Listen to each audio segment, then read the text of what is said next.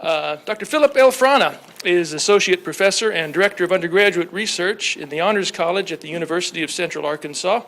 Dr. Frana graduated with his bachelor's degrees in History and Economics from Wartburg College in 1991. He completed his master's and doctoral degrees in the History of Technology and Science at Iowa State University in 1999. He served as a National Science Project Director at the University of Minnesota, Twin Cities, from 2000 to 2004. And Dr. Frana joined the faculty of the Honors College here at UCA in the fall of 2004. His primary domains for teaching and research are science and technology studies and oral history. This last spring, Dr. Frana led 16 honors students at UCA in conducting a wide-ranging oral history project on the social, economic, and legal aspects of drinking in the state of Arkansas. Today, he's going to share his findings with us today in his presentation, Nectar of the Gods, Alcohol, Religion, and Arkansas Drinking Culture. So welcome, Dr. Frana.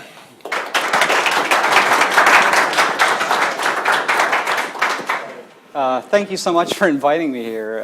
It's wonderful that the two of you have thrown this together. I appreciate this and videotaping it, inviting me here today. We just finished the project, or at least the primary phase of the project. We'll be making a documentary this summer with our digital filmmakers, in particular Kim Reese, who's an upperclassman at UCA.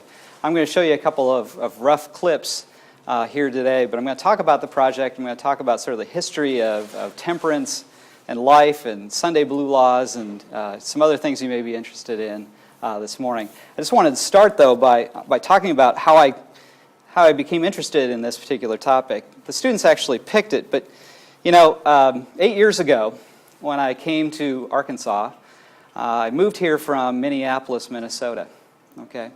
And I noticed that there was something curious going on right away. In the car on the way up to my interview at UCA, one of the professors in the Honors College turned to me and he said, right there's Lake Liquors. That's where you're going to need to go to get alcohol. And I went, oh, is this a plug? Do you get kickbacks? I don't understand. Well, he didn't say any more about it. I had my interview. I was up there for 3-4 days. And on the way back down to the airport, another faculty member pointed to Lake Liquors and said, Lake Liquor is a whole lot closer to Conway than Polarm Liquor, which is on, Highway 365. It's the back way. Let me show you how to get there. And so we got off at the Maumelle exit, and he drove across. He said, see, now it looks like Polarm might be closer, but it's actually faster if you go to Lake Liquor. I noticed a couple of other curious things when I was at my interview. There's a hotel on the north end of town, right about there where I was staying. And I had a little downtime, and I was just sort of walking around the neighborhood, sort of the Walmart parking lot, really, up there. And I noticed there was a sidewalk. It was the only sidewalk in this whole sort of strip development. And I was like, I'm walking. I don't have a car. I follow the sidewalk. The sidewalk goes directly from the hotel to Outback Steakhouse. It's the only sidewalk. And it crosses a completely vacant lot. It's like a block long. And it goes from the back door of the hotel to the front door of the Outback Steakhouse. Okay? And the strangest thing about this, I walk right into the door. I walk right into the door. And in Outback, they say, welcome to Outback Steakhouse. Are you a member? And I went, a member of Outback Steakhouse? This is really a remarkable place if you have memberships to restaurants of this kind. Well, of course, it's because they had a liquor license. Outback Steakhouse was one of the first restaurants in Arkansas, or in Conway, pardon me, that had a liquor license. And they built the sidewalk from the hotel to Outback Steakhouse just so that people visiting town wouldn't get their feet wet or muddy or something on their way, or wouldn't get run over on the street getting to Outback Steakhouse. Okay? That's still the only sidewalk that leads anywhere up there on that northeast side of Conway. Also, the realtor, when I got hired, drove us around town, showed us the sites, showed us some of the neighborhoods, looking at houses, At lunchtime, she says, you know what, let's go to Centennial Country Club. I take all my clients there. The reason, again, it's one of the only places in Conway, when I arrived back in 2004, that had a liquor license. And she took all of her clients there. It was their Outback Steakhouse, and I guess she wasn't ready to spring for steak at lunch unless I bought the house. So anyway, that was my sort of my earliest experiences with moving into a dry county. Faulkner County, of course, remains dry, although Conway is very, very damp these days. Okay, very, very damp. There are lots of restaurants, dozens now, that have liquor licenses. Although I have a wallet full of membership cards that I have to flip through like a Rolodex and pull out the right one in order to go to Chili's or go to the steakhouse or just about anywhere in town that serves alcohol. You got to have a little membership card with a number on it. They never check IDs.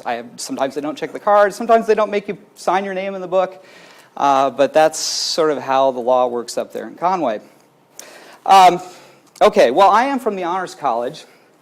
And the way these projects get picked that I teach in my oral history classes is the students actually decide. Our students are self-directed learners, primarily. And so we try to give them a lot of freedom. They're small classes, about a dozen, maybe 15, 16 students at a time, small seminar style, smaller than the group assembled here today. And what we do is, basically I said this is an oral history class, we're going to be doing interviewing. Let's talk about what topics interest you.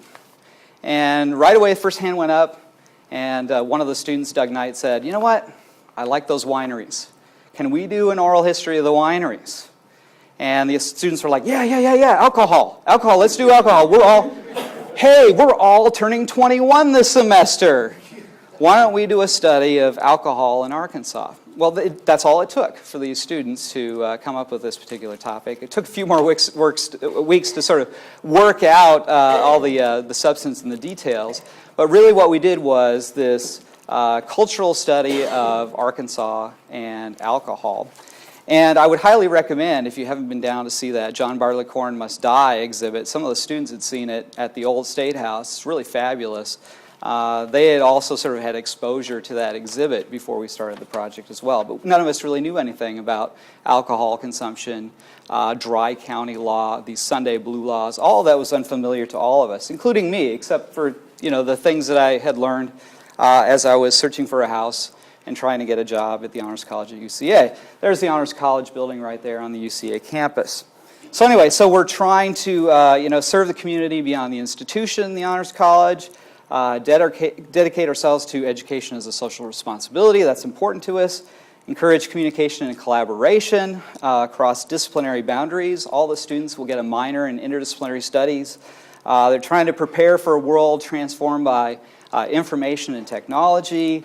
They're trying to combine and integrate their worldly practicalities and equity and integrity and so forth. In fact, they're a lot like the free thinkers in many ways. We're just sort of running a satellite operation of your group up there in the Honors College at UCA. Okay? Let me just show you what we've been doing over the last couple years in our oral history class. Is we've been collaborating because we're trying to do high technology, we're trying to form a community, we're trying to produce products for the public. We've created something called the Little Rock Renaissance Wiki. It should really be the Central Arkansas Wiki, but we're sort of working on rebranding. The joke around the Honors College is that it's called Frana Wiki, and from time to time they just change that little image there and put my mug up there from years and years and years ago when I didn't have so many lines and creases.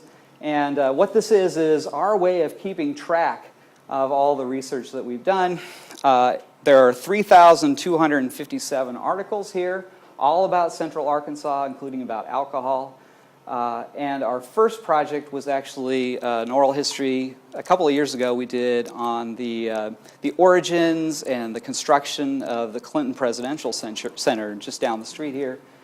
2 years ago, the students decided, you know what, that was a really great project. Let's do something on the river market. And so we did a oral history of the river market. And then this third time around, we're doing an oral history of alcohol and culture in central and northwestern Arkansas. Just want to plug all the students that have worked over the past 3 years on these various projects. In particular, Garrett Wright and Amanda Allen, who have been the course TAs. So I don't do any of this alone. It's a big team project. Our video production assistants, Eric Dietz and Kim Reese, and a long, long list of students who have really made this possible. Okay, so they're teaching me as much as I'm teaching them in this project. Just wanted to sort of make that point clear. You can actually go and play with this yourself if you go to honors.uca.edu/wiki, and you'll get there. I'm very conservative about this. It's not open to the public yet for editing, but here shortly, I hope to make it available to the entire world for people to edit themselves. Just like Wikipedia works, you'll be able to push a button, it says edit, and add your remembrances of Central Arkansas, Little Rock, and its history and culture, and so forth. Okay? So that's one of the products of this particular research that we're doing. Okay. Now, I met your organization at Vino's during finals week. Why was that? Well, our students were sitting one table over from you, having their quote-unquote final exam. Okay? We were there to do some interviews with the brew pub master and look at the equipment there at Vino's. One of our students, Kathy Hill, had actually done some interviews there early in the semester. She said, hey, you know what would be a great place to have our final exam? Let's go to Vino's. Okay? We had a student that was turning 21 on that Tuesday night, and so it just seemed like a perfect opportunity to have a half a beer and then go home. Because, you know, they had finals the next day. So that's why we met the other free thinker organization in Central Arkansas that night. Okay, so we did interview people at Vino's, and I think that's pretty interesting that people at that particular meeting that night, you were interested in what we were up to, weren't you? And that's essentially how we got invited here. There are the students. They're jumping. You can see me in the middle. White man can't jump. But the rest of them definitely can. And we're up in the Whitaker vineyard. We took a trip up there as well to Altus. We went to all the wineries. We interviewed everybody at every winery, even some of the customers that were up there. And that project was another highlight of this project. Well, what am I really interested in now? I'm really interested in Arkansas and its moderation, or should I say immoderation. Temperance is something that Arkansas is famous for, but temperance in this case does not mean moderation. It means immoderate views. And I've long thought that Arkansas, seems to be a land of extremes, okay? And you hold one view or you hold the polar opposite. Choose life or choose death, okay? Alcohol or alcohol is sin. That seems to be, where we're coming from, in the 8 years that I've spent in Arkansas. And I wonder whether moderation in all things is a good thing after 8 years living here or not. And I've been thinking about this in the context of temperance and alcohol. We don't have a good record here. And in fact, we appear to harbor really extreme views on the subject. Or so I thought. When we started this project. I think the intemperate tend to get our attention in this state because they're the ones with the megaphones. They're the ones that holler the loudest, okay, on either side. And I think it turns out that there are far more people who are actually living in moderation in this state, people like yourselves, than the people who are hollering the loudest. Okay, this is sort of my premise here. They just don't appear on our radar like those who live and speak in extremes. Probably the last time, one of the other faculty members pointed out to me in the Honors College that the moderate appeared on our radar screen. You probably don't even remember this. Do you remember that rally for sanity a while back, the Rally for Sanity on the Mall. It was an attempt to give the moderates a voice and ridicule this culture of extremes. I think it was pretty successful. Many people thought that was a major event, but it sort of faded quickly. And like, are we going to do a follow-up on that? Because we could sure use a follow-up. We need another Rally for Sanity, and we need it now. We need it yesterday. I also think it's interesting that Aristotle and Paul appear to agree on the subject where alcohol and moderation are concerned. In the Nicomachean Ethics, for example, we find the quote, "The vices respectively fall short of or exceed what is right in both passions and actions, while virtue both finds and chooses that which is intermediate." Okay? That's the virtue, the intermediate position. And in Scripture, in 1 Corinthians 9, we find the same thing. "And everyone who competes for the prize is temperate in all things. Now they do it to obtain a perishable crown, but we for an imperishable crown." Okay, well, that's a little extreme, imperishable. But by and large, it's the same view. Okay? I'd be interested in the Q&A in knowing whether this premise of moderation versus an extreme society that we live in is, which one's the correct one? Is there any room for immoderate belief or action in our lives? I think all of us are immoderate on some things. We would sort of have to be here today, for example. And perhaps there are occasions for selecting one extreme or another. Okay? And maybe the best choice is sometimes to select all the options. This seems to be what I'm expected to do as a public persona, living a life on a university campus and an administrator, trying to balance all the views of various people, parents, students, administrators, the public, taxpayers, and so forth. And I'd be interested in your thoughts when I conclude here.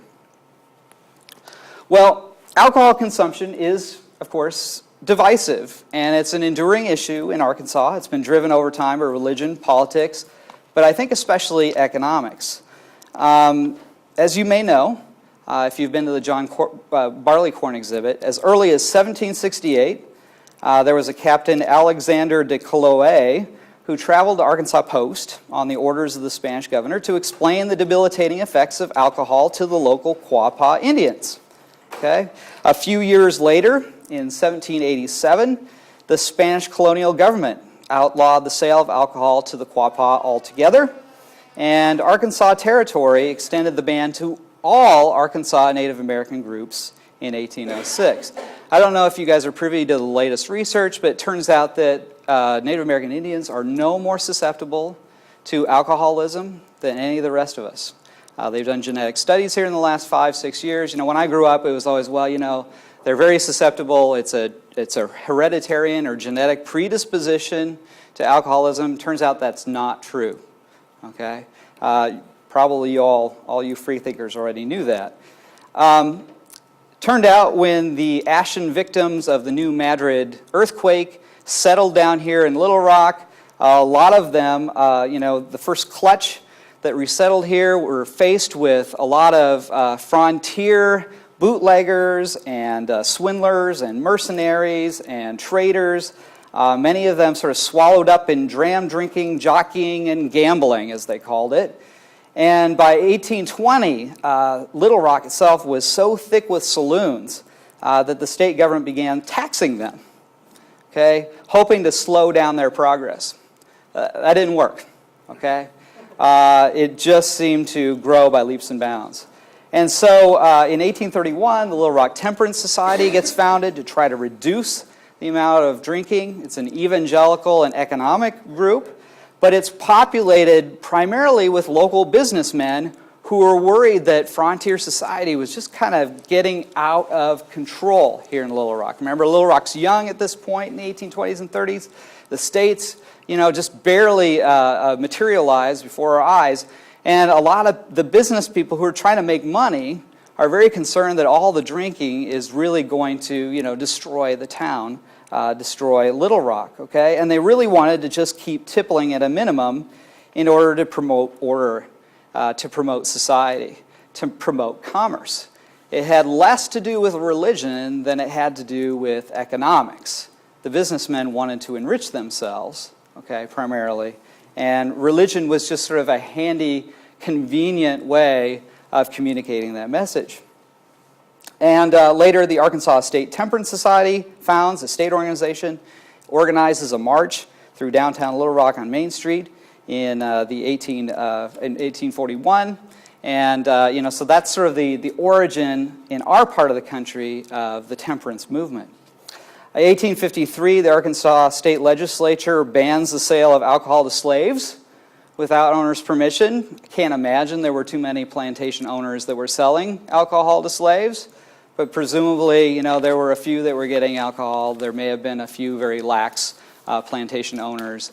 They saw fit to ban that practice before the Civil War. During the Civil War, the state bans the manufacture of whiskey in order to conserve and husband the resource, corn, okay, so that it can be used for feeding the military. Okay, the governor at the time, the Confederate governor, whose name is Harris Flanagan, Flanagan Dental in Conway that's the great grandson of the Civil War, the only Confederate governor of the state of Arkansas. Harris Flanagan admitted that law never worked. People were still making whiskey right through the Civil War. You could make 5 to 50 times as much selling whiskey as selling that bushel of corn, even in the Civil War. Okay, and into the time of the Civil War, Arkansas and the South are often referred to as the land of Dixie and whiskey. See how that rhymes? Isn't that nice? Dixie and whiskey. Okay. So for all the talk about a temperate society, this is a good economic solution. You can cart a whole lot more whiskey further, with much less weight than you can all that corn. We're proud of this heritage for some reason. You can still go out and buy postcards. These are old, historic postcards, but you can still find new ones that sort of harken back to our 19th century sort of moonshine still roots. Here's greetings from Arkansas. Here's my moonshine still. I don't know why we would put this on a postcard, but I guess we're proud of this fact. Here's another one. This is obviously a setup. There's no guy that looks like that who's got his corncob pipe and his rifle, and he's out there by the still, and he's got a jug that happens to have XXX on it. I mean, yes, it's poison, but again, it's a postcard. It's meant to be sold, to tourists and vacationers who assume something about the state of Arkansas based on our historic 19th century past. Did you know that Carrie Nation harkens from these parts as well? Carrie Nation grew up around the Kansas City area, and at the end of her life, from 1909 to 1910, she lived up in Eureka Springs. And she had a house up there. You can drive by it. There was a museum for a long time. Any of you ever go into the museum before they closed it down? They couldn't keep it going. It's called Hatchet Hall. And it's sort of in a suburban neighborhood. Carrie Nation, what she did was she opened this house to battered women, women and children, with domestic abuse histories, college students that went to Carrie Nation pre-college, junior college, I guess it would be. And she boarded a lot of people in her house and in cottages along this street. You can go down there and you can see it even to this day. Carrie Nation is famous as a smasher. She'd take rocks and she'd throw them in, at the whiskey bottles and the liquor in bars and saloons. And her husband at some point says, you know what, you can do a whole lot more damage if you pick up an axe. And she's like, that's the smartest thing you've ever said. I'm serious, and I'm divorcing you next year. But she picks up the axe, and she's, now Carrie Nation with the axe. She goes and smashes bars in Wichita and all the way to Texas, based on a vision that she had to go and do this thing. A vision that she doesn't say where it came from, but it's in her head. And after these devastating attacks, which she called hatchinations, kind of clever, she retired essentially to Eureka Springs. And the fascinating thing about this tale is that she really kind of restricted her activities up there in Eureka Springs to running this boarding house for women and giving speeches. She gave local speeches. She'd been up to Eureka Springs a couple of years before to give speeches before she actually moved there in 1909. Her husband, who had arthritis, went and took in the waters. That was probably her first trip to Eureka Springs for health purposes, took the water cure. But she really felt this new calling in Hatchet Hall to board widows, abuse women and children, local schoolgirls. Okay? And, she sold water bottles to support her work, not any alcohol bottles, offered hot and cold water baths to paying guests and so forth, continued to preach temperance, but she restricted her efforts, in Eureka Springs anyway, to pulling the cigars and cigarettes out of men's mouths on the sidewalk that she'd meet and stomping them on the ground going like this, okay? So she didn't go smashing up Eureka Springs bars and saloons, although it did have them at the time. And instead, she would travel great distances to do this as a media event. She went to Union Station in Washington. Maybe some of you have been there on vacation. One of the biggest bars in the United States around 1909, 1910. She walked in there and smashed it up, got arrested, just as she had more than a dozen times before. Okay, so she did her work based out of Arkansas, but she wasn't really, engaged in deliberate hatchination events here in the state of Arkansas. Okay, the house is a landmark, but it remains inaccessible to the public. There it is. There's what it looks like, the Carrie Nation House or Hall. Okay, but what you're probably more interested in is Arkansas and Prohibition, okay, and how we got from there to here. In 1913, Arkansas passed a liquor law that made the entire state officially dry. 1913. This is a couple years before Prohibition takes hold nationwide. The anti-prohibitionists claimed a small victory because they said the act actually allowed saloons and bars to petition county courts for licenses. Okay, much like Arkansas bars and clubs do today. Okay, so in 1913, you could still have one of these local options and club licenses. A couple of years later, in the Newberry Act, in 1915, they outlawed the manufacture and sale of alcohol within state borders altogether. And in that year, 1915, there were only 12 counties that opted to remain wet. And in fact, 2 years after that, Arkansas enacted something called the Bone Dry Liquor Law, okay? And the Bone Dry Law was meant to outlaw the transportation, delivery, and storage of liquor, accepting only alcohols used for scientific, religious, or medical purposes, okay?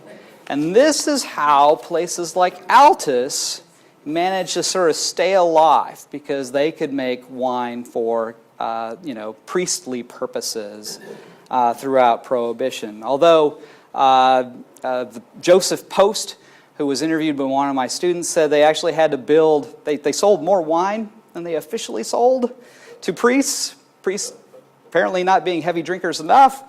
They built a big tunnel underneath the winery from the cellar to someplace way out on the other side of the mountain there on St. Mary's Mountain. They would actually walk through the tunnel with casks of wine, load them onto wagons, away from the eyes of onlookers, I suppose, federal agents, state agents, and they would actually then, sell that alcohol illicitly. So anyway, it never really works. Charles Breaux, who's the governor at the time of Prohibition, big pusher of the Prohibition Act. He helped get Arkansas ratification of the 18th Amendment, which is Prohibition. And of course, we know how well that all works. It doesn't work at all. Basically, what Prohibition does is makes clandestine drinking much more common and much more popular. The hot springs of speakeasies are one example of the popularity of drinking covertly in Arkansas.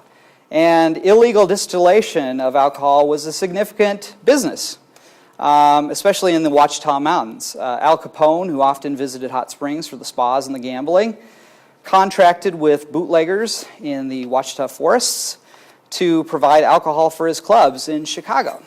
And this moonshine was then shipped to Chicago in bottles and train cars. And the way he got away with it is that he labeled them as belonging to the hot springs based Mountain Valley Spring Water Company. Okay?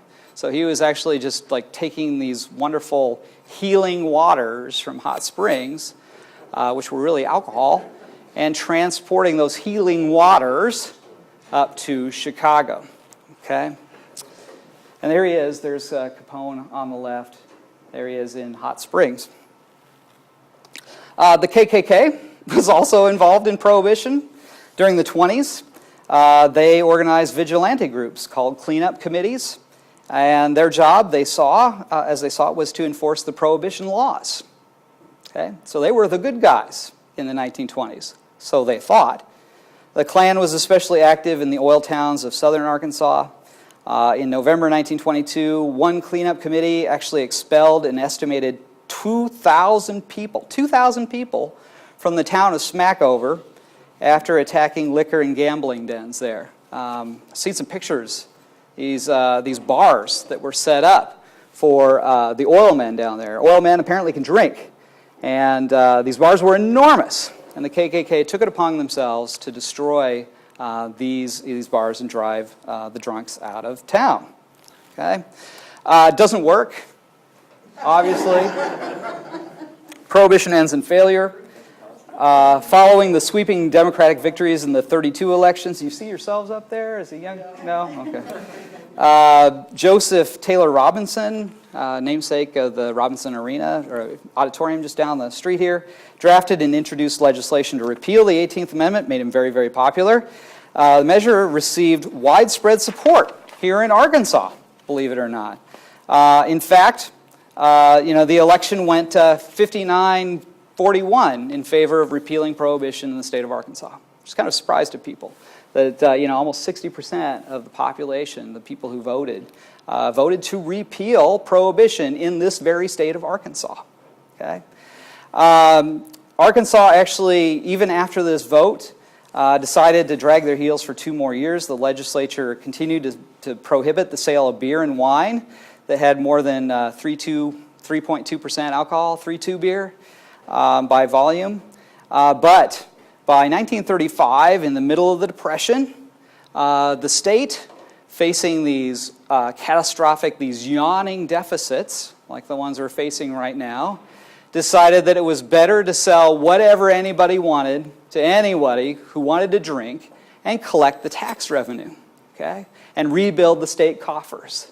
Now, this story actually gets repeated over and over and over again when the economy turns south.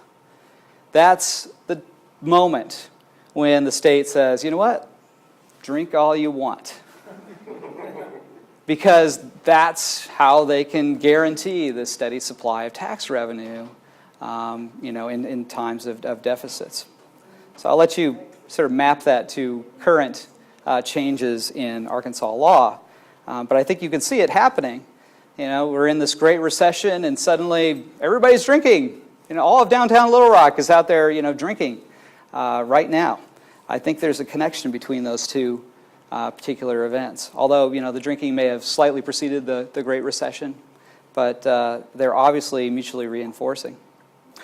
Okay, so they try several times. There's a Temperance League of Arkansas that sees maybe there's a chance to change people's minds, in the 40s and the 50s, and they keep calling for these initiated elections to try to change people's mind and go back to, the bone dry, bucolic times of the past. Never works out.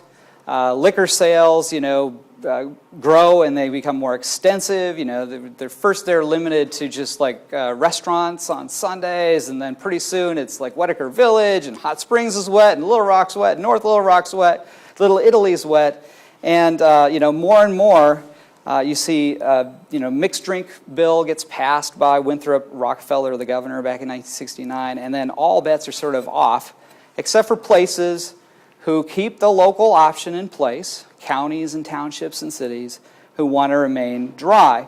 But you can see sort of the desperation in the legislature. Lou Hardin, who is UCA's storied former president, was the person who actually helped sponsor the local option vote changes for wet and dry counties to make it much more difficult to raise the petition requirement. You had to have 38% of all the registered voters just to vote whether you're going to stay wet or dry. Okay?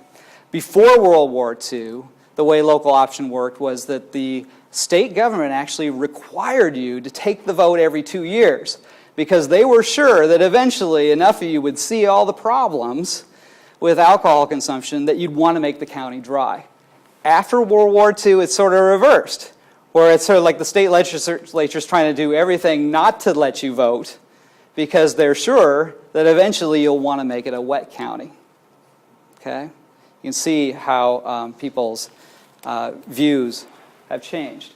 Well, here's sort of where we stand, although Conway, I think, should be sort of half green and half white at this point, up there in Faulkner County. The white counties are the wet ones, all wet, and the green ones are the dry counties. Reverse that.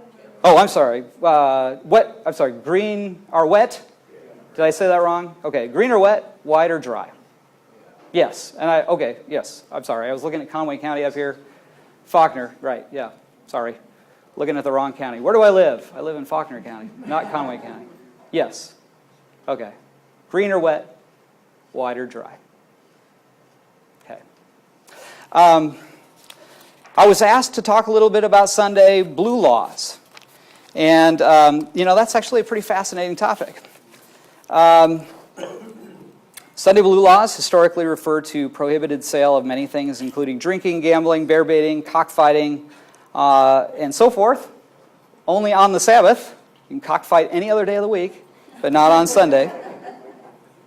You can bait bears any day of the week, not on Sunday. Blue law refers to blue paper, the blue paper used in colonial Massachusetts to print up moral statutes. Arkansas legislatures craft the first blue laws in 1837. That's only a year after Arkansas became a state. An 1853 law outlaws any game of brag, bluff, poker, 7-up, 3-up, 21, 13 cards, odd trick, 45, whist, any other game at cards. I don't even know some of these card games, no clue. Most of the blue laws have since been repealed, but the state still regulates sale and use of alcohol. Blue laws proliferate after the Civil War as Baptists and Methodists and some Presbyterian leaders encouraged their congregations to avoid amusements, recreation, work, unnecessary travel on Sundays. Like go to church, go home, make your lunch, take a nap on the couch. I don't know, napping, is that recreation? Not sure. Think about that. Sunday baseball was illegal in Arkansas beginning in 1885. Sort of started after some town folk in, can't think of the name of the town, saw some kids playing baseball on Sunday and said, you know what, shouldn't be playing baseball on Sunday. Okay, so in 1885, baseball became illegal in Arkansas on Sundays. In the 20s, police arrested the owner of the Capitol Theater down on Main Street here for showing movies for charity purposes on Sundays. There was a point where you could show silent movies in the 30s, but not talkies, because silent films were quieter. And on Sunday, you needed to be quiet. The same was true of roller coasters. There was this rumor afoot that Forest Park, which was at the end of the streetcar line up in the Heights, was going to install a roller coaster, and there was grave concern that the roller coaster would be so loud that people couldn't pray on Sundays. And so they banned roller coasters on Sundays in Arkansas. Even though we didn't have a roller coaster in the state, they saw fit to do this. In some counties, the blue laws were for moral behavior, but in this part of the state, they were actually championed by retailers who wanted to give their employees some time off, Sunday being an easy day to give them time off because they'd all want off for church anyway, save money on traditionally unpopular shopping days. M.M. Cohn, the vice president, once remarked that we prefer not to open on Sunday. We prefer to give our people a day off, and for the type of customer we wish to appeal to. We don't even know if Sunday is a shopping day. This is the opinion of M.M. Cohn down the street here on Main Street. But it was really a business decision more than it was a religious decision. The religious authorities, though, did weigh in. There was a Reverend Harold Walls, who was from the Arkansas Division of the Assemblies of God, who asserted that historically Assembly of God has supported Sunday closing of all our businesses and an all-out observation of Sunday as the Lord's Day. I would favor and think that a majority of Assembly of God people would support the blue laws. Okay, so a lot of church ministers, seeing an advantage here, supported the blue laws for their own congregations. On the other hand, there were people, Episcopalians for example, who were against the blue laws and who thought that if it's wrong on Sunday, this is a quote from G. Truman Welch, the Reverend at St. Mark's Episcopal Church, I think if it's wrong on Sunday, it should be wrong on the rest of the week. And that was his opinion. I don't quite get the moral of consistency of saying it's wrong one day and right all the rest of them. I don't see any reason for restricting people's freedom to do something which is legal the rest of the time. And so the church was kind of divided on whether they wanted these Sunday closing laws. And here's where it gets really weird, okay? Really, really weird. And I hope you enjoy this because it's all in the past now and we could sort of live and let live, because I can't imagine having been here during these the latter days of the Sunday closing laws. At one time or other, the state banned hunting and skeet shooting. In fact, it was $25 per skeet shot on a Sunday. That was the fine. So you go out there and shoot a couple of skeet, and that's going to be pretty expensive to pay that fine. Pool playing and bowling, except at the pool tables owned by the Little Rock Athletic Association. They had an exception. Don't know why. Barbering. No getting a haircut on Sunday, folks.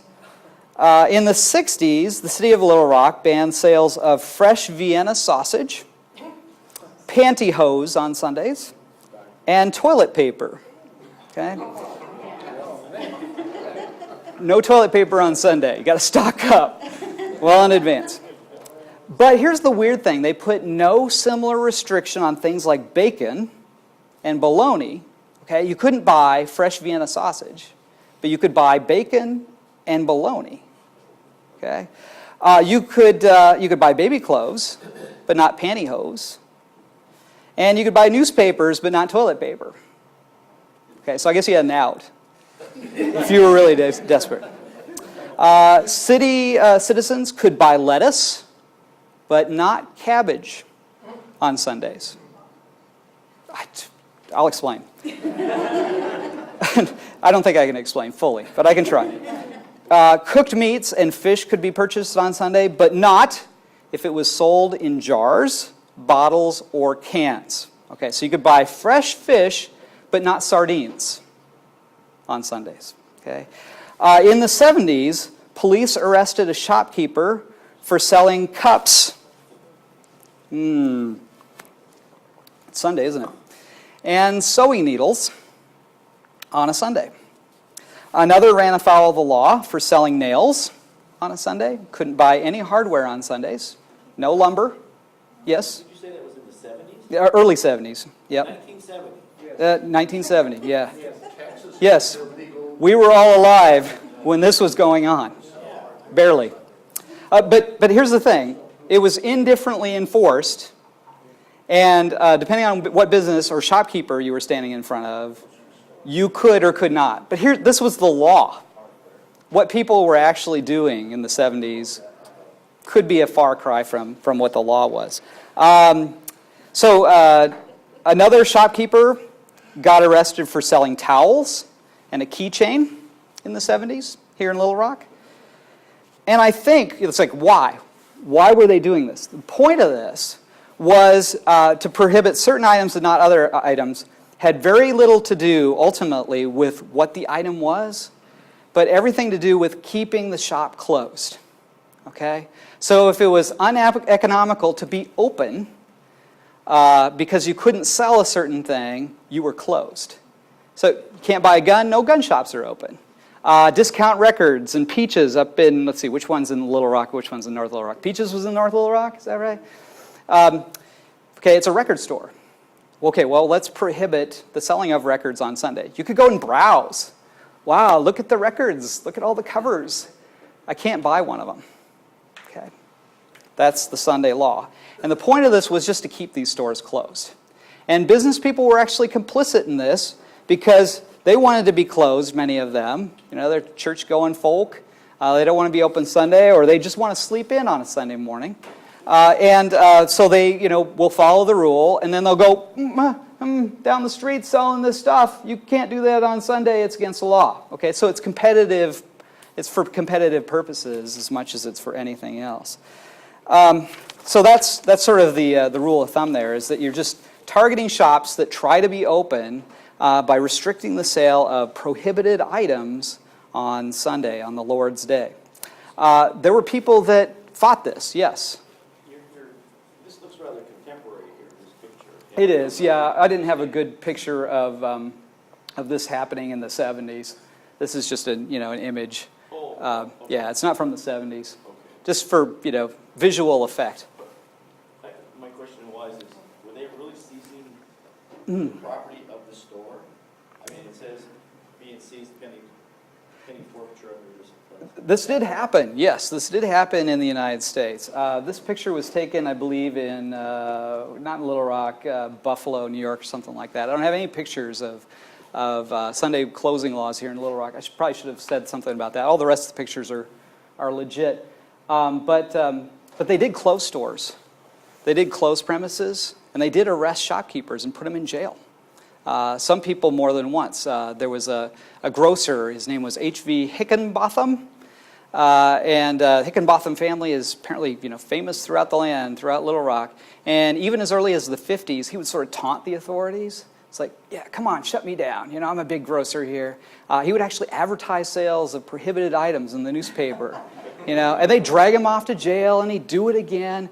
This happened 3, 4, 5 different times. It's like a vigilante reformer for that, early period of time. So, people did pay some consequence. There were consequences to their actions, no doubt about it. But it's just seemed to get stranger and stranger and stranger.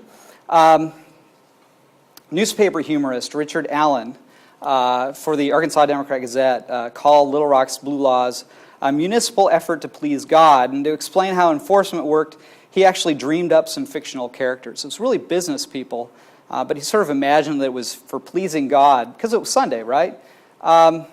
He invented this municipal theologian that was in city government. His name was the Reverend Dr. Oswald Chubb, who had 2 virginal daughters named Lutherine and Calvina Chubb, who were his... it's a record store, you can buy other stuff. I remember grocery stores in 1975 in Little Rock, toilet paper and I believe diapers were also excluded. Are we ready? The problem was that shopkeepers didn't know. The laws were so complex. And these shopkeepers, they're like 16-year-olds, and they're trying to enforce these laws. What they would do is actually cover up the toilet paper so that people would be reminded, don't pull this off the shelf and try to buy it because you can't buy it on Sunday. And that's sort of how they handled it. But you could buy outboard motors or cars on Sunday, but you couldn't buy toilet paper. It was just to keep certain businesses closed because everybody shops for a car on Sunday, right? It's got to be open. Well, I was going to say Mark's dad tried to buy fuses one time on a Sunday and couldn't, and actually just left the money laying on the counter and left with the fuses. They didn't come arrest him, but I guess they just rang it up the next day. Yeah. Something similar to that. It's an interesting story. There was a hardware store that ran afoul of the law. A veteran came in on a Sunday, Monday was Memorial Day, and he wanted to buy a flag. He needed a flag desperately for Memorial Day, okay, for that celebration. It's a holiday. I can't do it on Monday. It'll be too late. I can't, I got to show up at the cemetery with a flag. Well, the shopkeeper was so perturbed, thinking that I can't sell you a flag, that they actually called in the police. And someone from, I think it was George Wimberly from Bice Drugstore, to come down and observe the purchasing of this flag on a Sunday.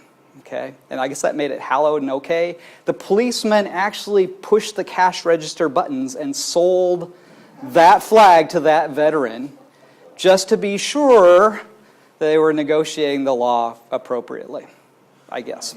Okay? So anyway, into the laws were repealed as unenforceable in 1973 in Little Rock. But there were still stores that persisted in sort of keeping these blue laws going into the 80s.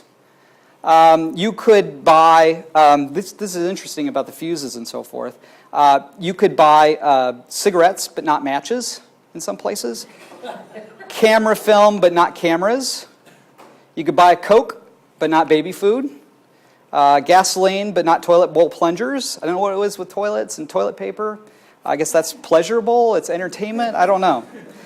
Paint thinner but not paint, razor blades but not the razors themselves, hamburgers but no spatulas for turning them, prepackaged snacks but not loaves of bread. In 1981, as late as 1981, there were 3 stores in Conway, Arkansas, where I'm hailing from here today, who found themselves in court for selling 3 pairs of socks and T-shirts. Okay, 3 shopkeepers sold socks and T-shirts to an undercover policeman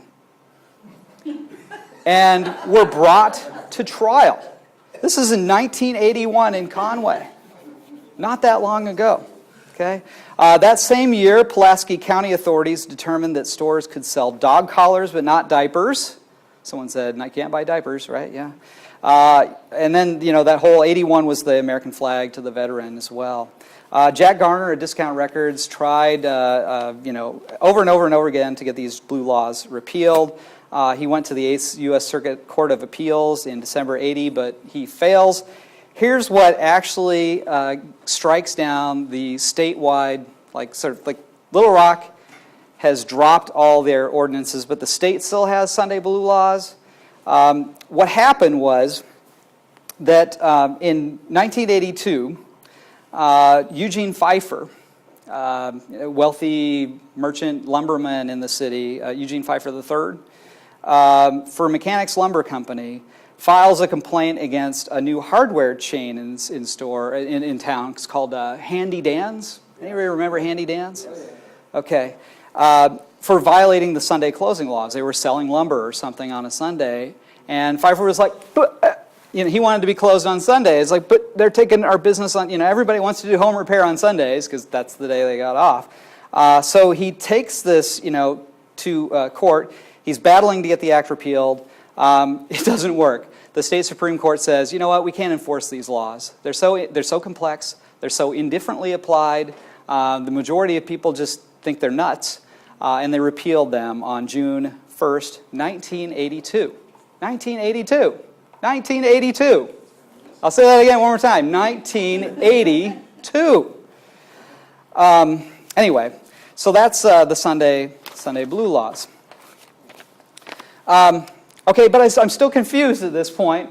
Is Arkansas still this place of extremes?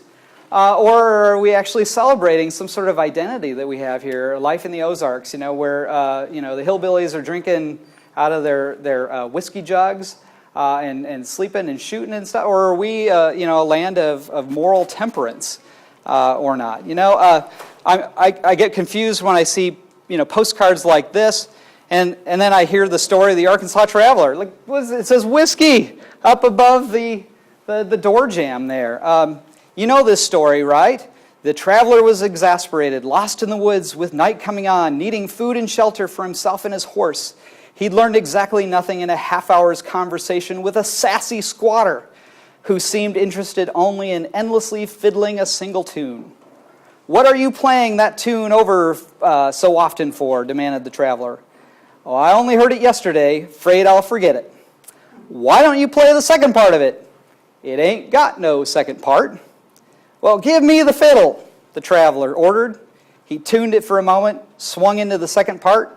The squatter leaped up and began to dance. The sleeping hound awoke and thumped his tail. The children hopped up and down. Even the old woman came through the door with a smile, twisting unaccustomed muscles on her face. "Come on in, stranger," roared the delighted squatter.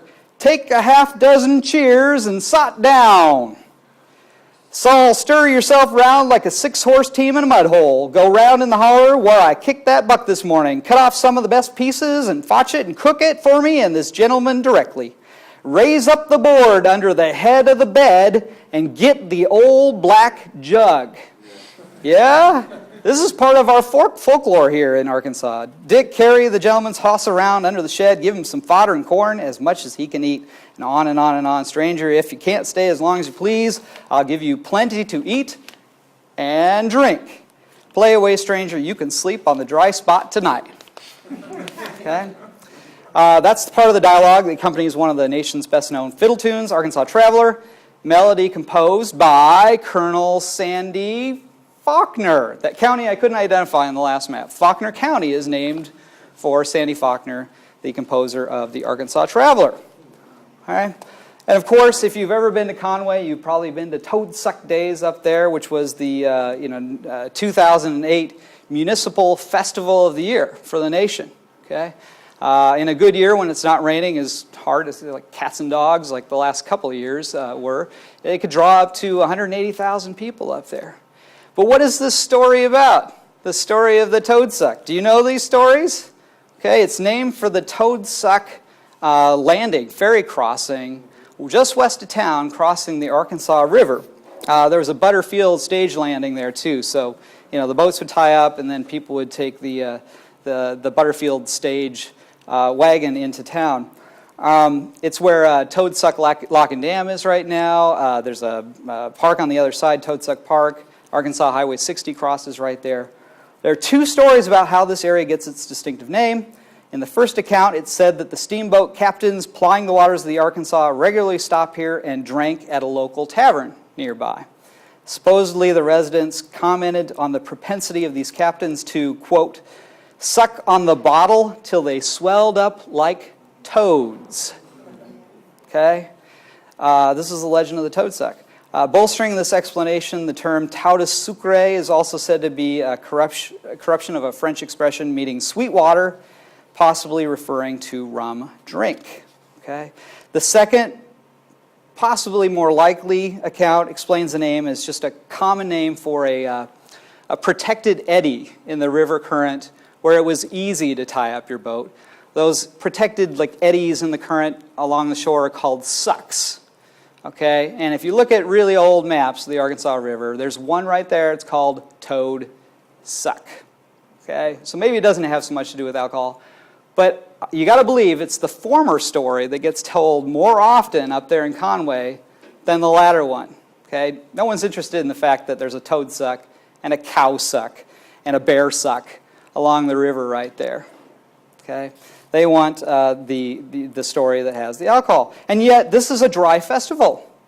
And we interviewed the chief of police for Conway, A.J. Gary, and he's assured my class that there will never be any drinking at this festival as long as he's running that town. Okay? And people seem to like it that way. And yet, there's this legend of the Toad Suck. This legend of the Arkansas Traveler. They're drinking whiskey. It's a dry county. Okay? It's not going to happen in public. There's also there's this legend or myth of Hendrix College moving from Altus down to Conway. Maybe you've heard this story. It's folklore. It's not true, or mostly not true. I cannot confirm that the reason why Hendrix College, which was originally called Central Institute, moved from Altus, Arkansas to Conway because Altus was wet, full of wineries and a drinking culture, to Conway, which was dry. Okay? The reason was the local citizens in Conway made the best offer. They offered, $10,000 from, one of the trustees of the university for moving it to Conway, and $62,000 by the other local citizens. So it was an economic decision. It wasn't about alcohol. It had nothing to do with wet or dry counties, and yet when you talk to people in Conway, this is the story they've all heard, was that the reason why Hendricks ended up in Conway was that they were out in a wet county and they wanted to go dry, and the Methodist church, wanted Hendricks to be someplace where the students wouldn't drink, ha ha ha, and they moved it to Conway. Okay, well that didn't work either, just like Prohibition. Okay, so they, moving it from Altus, where they're wearing funny outfits and going to the Wine Keller restaurant and making award-winning wine in a city that was far larger in the 19th century than it is today, and relocating Hendricks in Conway. This is sort of a 50s scene. Anybody identify exactly what year that is? This is not the reason why Hendricks is up in Conway. One thing we did learn, though, is that Faulkner County had been dry since the end of 1888, but when Prohibition was repealed in 1933, Faulkner County began this 10-year period where it was fully wet. And by fully wet, I mean it had the 5th largest winery in the United States.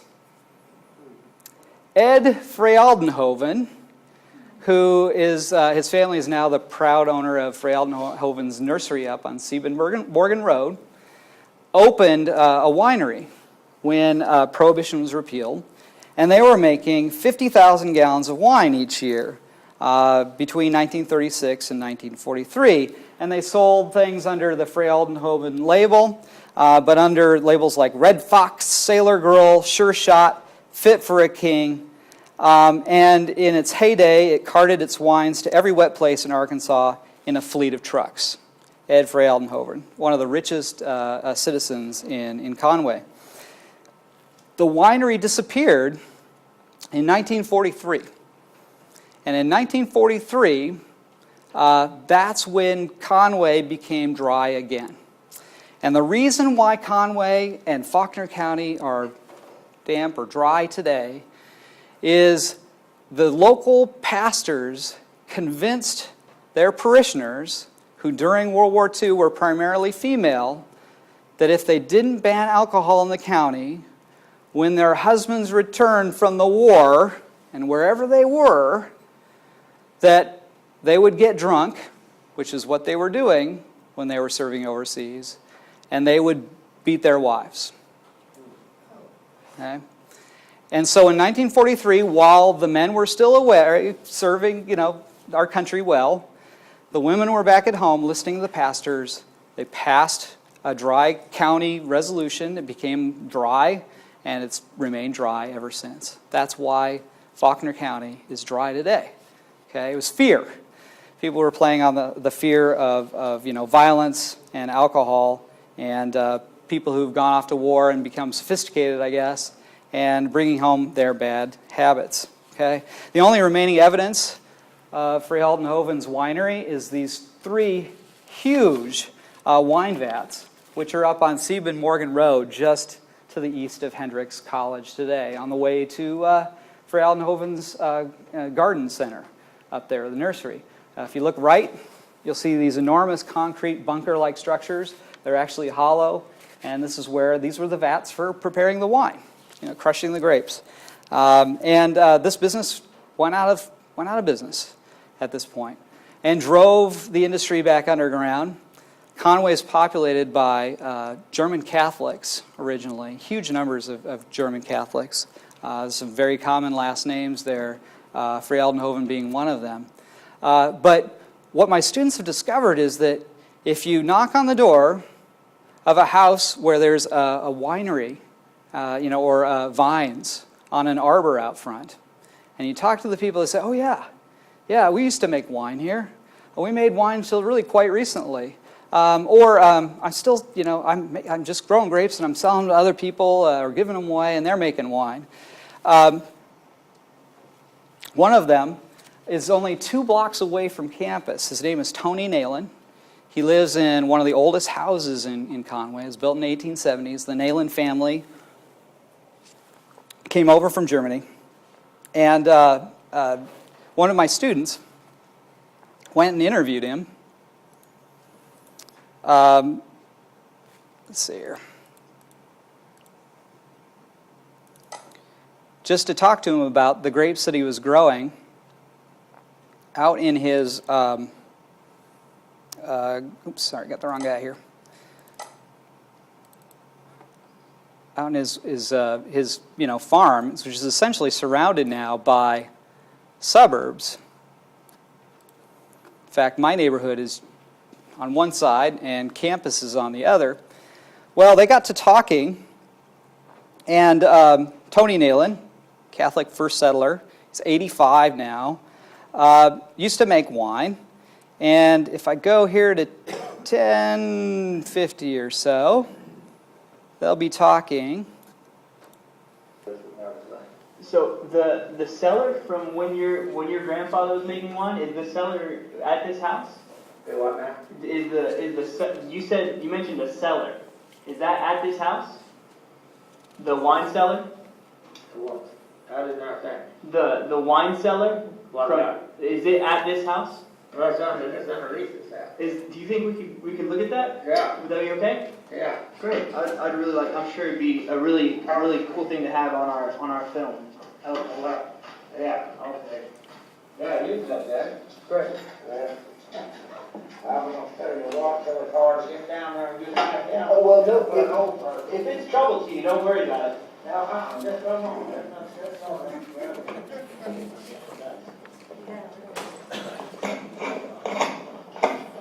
I'm not a housekeeper. Oh, I'm not either. You should see my dorm room. But let us go with the seaside, let the good folks, and if you'll accept something. Now, if it's a trouble for you to go down there, it's okay. If it's trouble for you to come down here, that's okay. It's just taking longer, I just want to warn you. Yeah.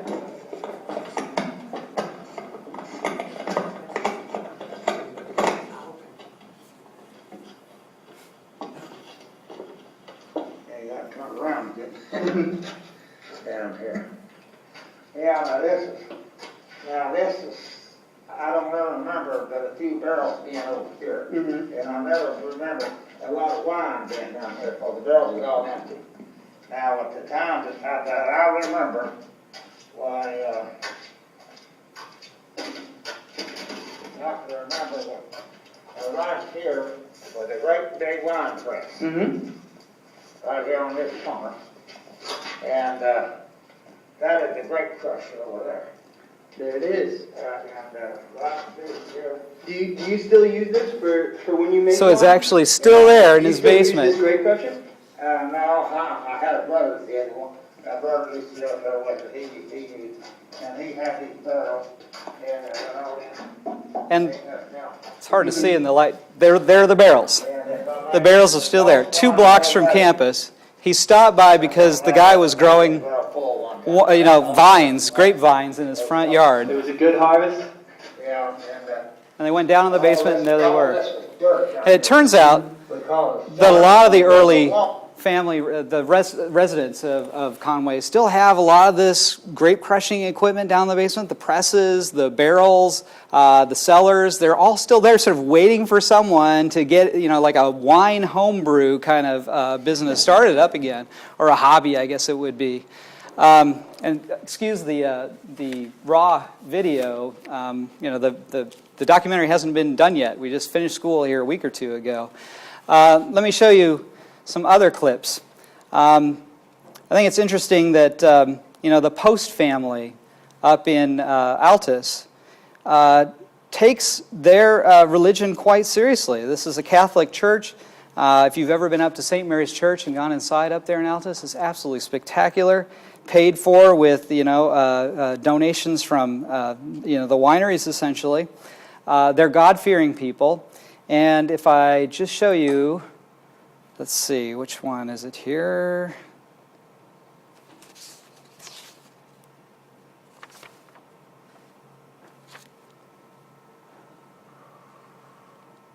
Yeah, Kingdom of God. Any of you taken the tour? Okay, gone through the actual... Yeah. Oh, you still live out there? If you go into the fermenting room, you'll see scribbled and scrawled on the fermenters and the equipment Bible verses. Okay, right there in the industrial, part of the facility. And what they're trying to do is remind you during your tour that this is something that God wants. Okay? God is helping them, with the miracle of fermentation.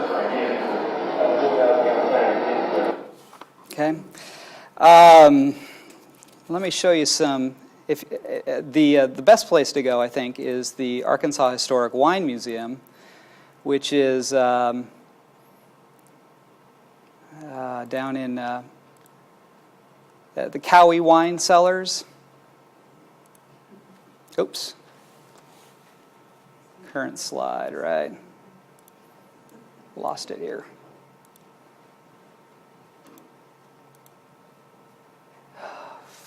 From this slide, how do I do that?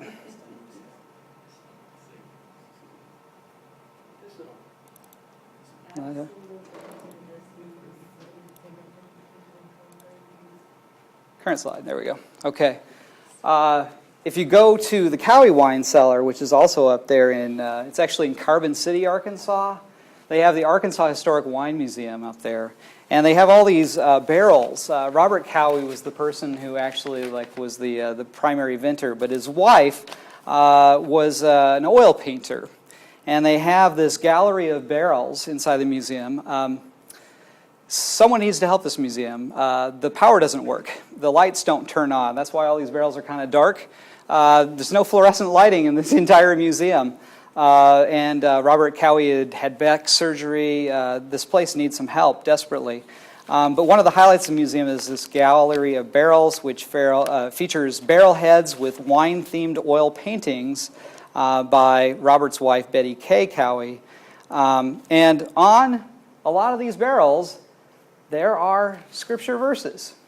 Okay, again, to remind you that this is, a gift from God, that wine is, to be celebrated and not something you go to hell for drinking.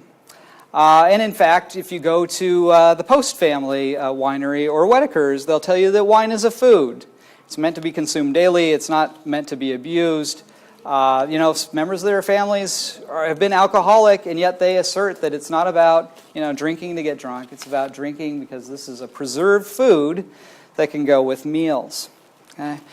There's the full gallery, Bible verses and other pictures and so forth on the stack of barrels. And when you reach the end of the tour, what Betty Kay will do is that she'll take you by this, it's sort of like a secular altar of things that are religious and yet are associated with alcohol. So it's sort of seculo-religious. And there's a sign prominently placed right there, Why God Gave Us Wine. It was written by their daughter when she was in 5th grade, this essay. One day God looked down on his people and saw they were cold, aching, and unhappy. God loved his people and decided he must do something to cheer his people up. He tried everything. He gave them flowers, showers, cats, and hats, but nothing could cheer his people up. Then God saw a grapevine with luscious grapes on it, and he had a terrific idea. He would make a wonderful drink from these grapes. God developed a tasteful drink, sent a prophet to instruct his people how to make his grape juice drink, and to tell God's people, this is a gift from your God to ease your aching bones and make your hearts merry. God's people still make this drink, but today we call it wine. Okay? All right, so they're trying to associate in people's minds the two things. I want to show you one more clip from a pastor from England, Arkansas, His name is Bruno Rush. And what Bruno does in his interview, he's a man of the cloth. He's wearing his hat. Okay, we go to 13 here. He's a United Methodist pastor. Okay, and I first met him belting down wild turkey up at the Windrock Institute up on Petit Jean Mountain, where he was conducting his ministry. And on Mondays, on alternate weeks, you'll find him at the Flying Saucer right behind the building here, where he's also conducting a ministry of sorts. And in this video, he's brought along his Duke University Seminary flask. Two different edges. I'm not going to describe my thought process as secular, but I will say that it's not fundamentalist either. So where it falls is, there's two main schools of thought on restrictions of things. One is, if Scripture doesn't endorse it, then you shouldn't do it. And one is, if Scripture doesn't forbid it, then don't worry about it. And I'm going to add to that mix that Jesus says, and this is the lens through which I see the whole banana. The main commandment is to love God with all your heart, soul, mind, strength, and to love your neighbor as yourself. And he says everything else is just pinned onto those two things. So, alcohol use. If it is a type of use that impinges upon your love of God and neighbor, then that's not good. And this is the reason that the United Methodist Church, for example, was really into temperance 100 years ago. It wasn't because of the reasons that usually get associated with a religious demand. It was because men were beating their wives and children when they came home drunk from the bars. This was the impetus for the United Methodists, well, not weren't United men, but you know, the Methodists anyways. That was their impetus for that. Other Christians had other impetuses for that. But for me, actually, I wore something as a joke today, just kind of because I'm a jokester, but I don't know if you can see that. But, no. I don't think that there is a problem with the consumption of alcohol done responsibly. Just as I don't think that there's a problem with most things you do done responsibly. When you start to impinge upon other people, or when you start to, there's limits to where you can go with that, but I think the limits are reasonably far out there. In terms of And just if you didn't catch it, we go here to near the end. Yeah, they do that on Russian, actually. I think it was Russian. There's certain communities that churches have bought every year. I would say that's a violation of the spirit of the law. And we have spent enough time practicing violating the spirit of Christ's law that we may have become so good at it that we don't know how to stop. But it's high time to learn.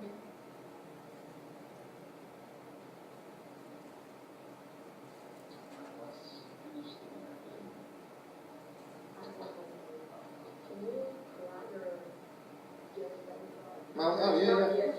And show it to the camera. Yeah, absolutely. Yeah, I got this when I graduated seminary. That's absolutely true in a mall in North Carolina. Well, we did a whole lot more interviews. I'm going to just finish this up by, bringing up some current slide. There we go. We went to Rocktown Distillery, talked to Brandon there. There's some of the barrels over at Rocktown. The tours are available. You just have to call them first. Went to Diamond Bear, again, just a couple blocks over from here. Central Arkansas Fermenters and Fermentables up in North Little Rock. Local brew makers. We talked to people that make award-winning beer that gets shown off at the state fair. And we talked to pastors. We talked to business owners. We talked to local town promoters. We talked to the Harding Director of Student Life. Interesting perspective on Harding University's policies. talked to the president of Central Baptist College. Central Baptist is much more forgiving in Conway than Harding. Harding has a policy where if you're spotted drinking alcohol as a student anywhere, not just on campus, not just in the city, but let's say you're at a Travelers game enjoying a beer and someone spots you and recognizes you as a Harding student, you're expelled. Okay? Central Baptist, it's a land of second, maybe third chances, but you will be, you'll end up in counseling. Essentially at Central Baptist. But we talked to all sorts of people from all sorts of walks of life. We talked to rock and rollers that call Little Rock home on their sort of views of alcohol. Talked to all the winery owners up in Altus. Talked to more than 32 people at least, probably closer to 40. And this summer we'll be splicing together a documentary, so look for it. And it was done by undergraduate students in the Honors College at UCA. Very proud of them. I think they did a terrific job. I don't know if I showed it off to its full extent here, but they spent a lot of time doing research and doing these interviews and transcribing them. They'll all be available in the UCA archives eventually. So that's the project. That's what we did this semester. Thanks. Let me restart here. We'll pass the microphone around for questions. All right. What did police officers say? You said that you interviewed police too? Yeah. What did they say generally about alcohol? Police officers are very interesting. They're in favor of whatever the law is right now. And they're very firm and adamant about whatever the law is right now. And so when we interviewed the chief of police for Conway, we got a litany of statistics about alcohol and alcohol use in the city of Conway. But we also got sort of, a very measured response. I mean, policemen are very responsible people, right? They're on the even keel. I suppose that's the way we really want them to be. But they will support whatever the local laws demand. That tends to be the police perspective on this. Now, they don't mean the laws from 20 or 30 years ago, but they would have enforced them as well. That's their job to enforce these laws, not to make laws. And but it is surprising to me that, can you imagine someone going undercover? Today we go undercover.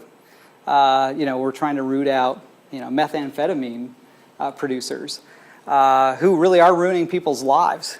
And in the 80s, we're prosecuting people who are selling socks. Boy, times have changed. They've changed dramatically. One of the interesting things that came out of that interview that we did with the chief of police up in Conway was that the average age of a person who's convicted of a DUI or arrested for a DUI is 30. I don't know if that means that anybody's capable of, if you look at the law of averages, I suppose that means that just about anybody can commit a DUI.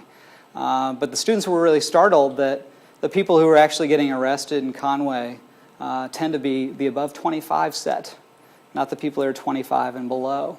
The police actually are not targeting college students up there at Hendricks or on campus.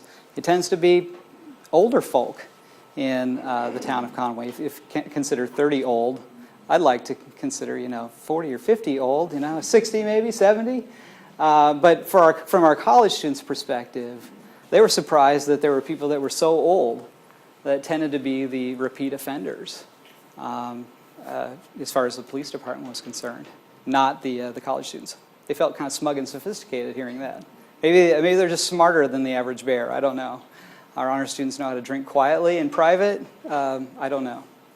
They tend not to get arrested for alcohol possession.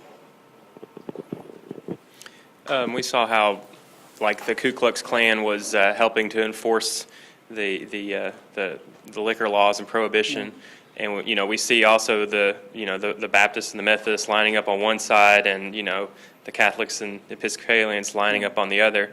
To what extent do you think that indicates that it was all about interdenominational conflict and competition?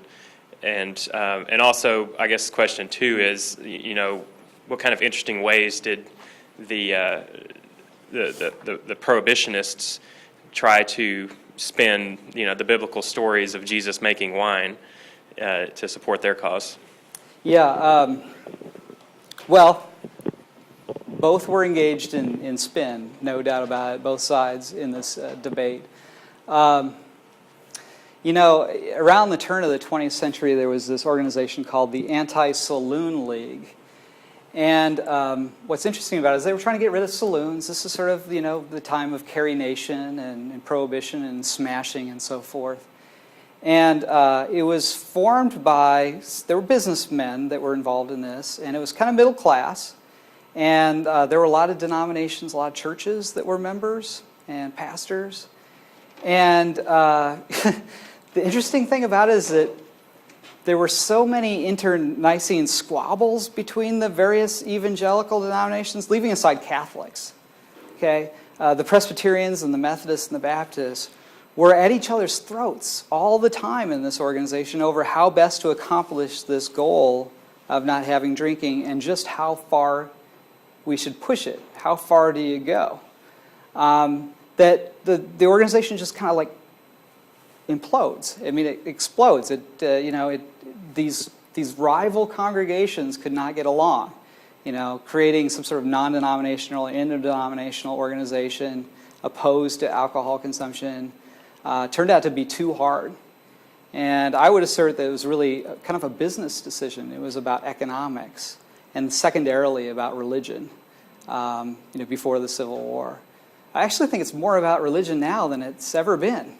It's about fundamentalism and evangelicalism, and it's a religion. It's about morality more than it's ever been today. But it's trumped almost everywhere by economics. So these churches have, I guess it's high stakes to them, but most people are just using the religionists to fight, their battles where they think it's convenient. But it's more of like it's about domestic battery in Faulkner County. It's like the veterans will come home and because yay, thanks for winning the war, and by the way, can't drink anymore because we're afraid you're going to start, violently beating on your family members. It's not about religion. It's about something else. If it's not about religion, if it's about economics, why is it that I still can't buy liquor on a Sunday in Little Rock? That is a very good question. I moved here from Minnesota. This isn't true in most places in the country. Yeah, that's true. This is really quite unusual. It's only in a narrow belt in the South where this is true that we still have blue laws like that on the books. Yeah, it's obviously it's a relic. I moved here from Minneapolis, Minnesota, the People's Republic of Minneapolis. There's no part of that state of Minnesota that's redder. They're communist, socialist through and through up there. I'm being facetious, but it's a very liberal part of the state. And they still have a Sunday blue law. You cannot buy alcohol on Sunday to support the Vikings. Everybody goes out Saturday night, and they buy up, the entire supply of liquor in the state so they can watch football on Sunday because you cannot buy alcohol on Sunday. And everybody complains about it. Everybody complains about it. But nobody seems capable of overturning that law. I'm from a more moderate state. My home state is Iowa. And I remember growing up, they also have a Sunday blue law, but it's sort of like you cannot buy alcohol before 10 o'clock in the morning. Which seems... that seems fair to me. That seems like the moderate middle, right? Because who really needs to be drinking before 10 o'clock in the morning on a Sunday? Maybe you're drinking, the night before into Sunday morning at 10 o'clock, but then you would have had the alcohol on Saturday night, right? And I remember standing in line in college. I've got my six-pack, and I'm there on the counter, and the cashier says, "Sorry, sir, it's $9.59. I can't sell this to you." And I went, "I will stand here one more minute." And there's a line behind me, and they're all like, okay, 10 o'clock. And she would sell me the alcohol. It's completely ridiculous. It's arbitrary. It's rude. They have these signs that they'll flip back and forth in convenience stores in Iowa. It's after 10 a.m., before 10 a.m. And, basically it'll tell you, what time it is. You can open the case now in the convenience store and buy the alcohol. It's 10 o'clock. That's how it works. But most of the country, you're right, doesn't have the kind of restrictive Sunday blue law. Well, that we have here. Politics, Minnesota's pretty staunchly Lutheran. Yeah, It's yeah. it's still the Midwest. It is, although- It is religion Yeah. there. It may not be Yeah. Baptists Yeah. and Methodists dominating, Yeah. but it's pretty overwhelmingly Lutheran. Yeah, it may be the Norwegians, although, you know, the upper Midwest is populated by so many German Catholics who are, you know, drinking and life are one and the same. I went, for my undergraduate degree, I was at Wartburg College, which is in Waverly, Iowa. And it's a German Lutheran school. Wartburg Castle was the place where Luther transcribes the Bible from Latin into the Vulgate into German. That's why it's called Wartburg College. And I got to tell you, drinking was part of life at Wartburg College. We had one of those sidewalks that led right to Joe's, you know, right to the bars on the other side of campus. And you know, when we travel with our choir, you know, drinking was just part of life. You'd sing upstairs in the church, in the sanctuary, and then you go downstairs to the you know, the recreation room, the fellowship hall, and beer would be served. So there's two kinds of Lutherans, three kinds of Lutherans. There's Wisconsin, there's Missouri, and then there's everybody else, the ELCA. And ELCA Lutherans, that's the drinking Lutherans. But Baptists are drinkers too. Hey, you It's know, hypocrisy. It's saying, we'll drink, but we'll be radically opposed to Yes. it, and we'll make laws against it. Yeah. The real intent being to stop people from having pleasure. yeah, you know, I forgot to mention this, but you know, part of my whirlwind trip when I came down here and interviewed at UCA, when they were talking about, you know, when I finally figured out why they were telling me where the liquor store was in Maumelle, it was right over the county line. One of them said, "Yeah, but you know, only half the customers come through the front door. The rest come in through the Baptist back door." And you know, I was naive and gullible at that time. I you know, chalk it up to being very young and not being from these parts. I actually thought there was a Baptist back door to liquor stores, you know, for people who didn't want to be seen entering and leaving. True story. I really did. I was like, Baptist back door. Okay, well that makes sense. You know, because everybody's going to. You know, and when you look at the diversity, we interviewed church congregation members. You know, actually, you know, maybe in other capacities too. You know, like we'd always ask our interviewees if they went to church and where they went to church. There's way more diversity in views than one would assume by reading the church policy. You know, there are drinkers in Church of Christ. There are, you know, heavy drinkers in Assemblies of God. Nazarene has alcoholics. They're everywhere. And the diversity of opinion in the pews is much wider than I guess I assumed. I assumed that you would go to that church because you agreed with this particular policy on drinking or not drinking. Turns out, I'm not sure that's really the case anymore. I think Arkansas is changing a lot.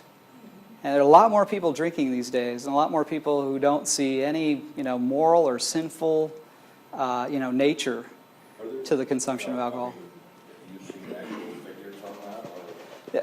the overall Yeah. country, the Yeah. whole country is moving towards far less drinking, Yeah. far less binge drinking, and far less hard liquor. That's right. Yeah. Just in my lifetime, it's been pretty dramatic. Yeah. I don't know how Arkansas has moved during that period of time. Yeah, I don't know either. I don't have any facts and figures, which is the reason why we did this oral history. You know, because it seems to be one of the things that people don't want to talk about. You know, they don't want to talk about politics anymore. They certainly don't want to talk about money, and you know, their drinking habits. That runs a close third. And so we asked people about their drinking habit. What's their favorite drink? I lived in one other place where I saw a lot more accord between what official statements were and people's actual behavior. Yeah. That was Salt Lake City. And Mormons have official anti-alcohol policies, but people who aren't Mormons are actually not drinkers in nearly the numbers that they are in most other places. Yeah, and they have the same. There's a lot Yeah. less hypocrisy in the viewpoints there than there is someplace where you have a lot of Baptists where the official policy is no drinking, and like Little Rock, you can't buy liquor on Sunday. Yeah. And their actual behavior.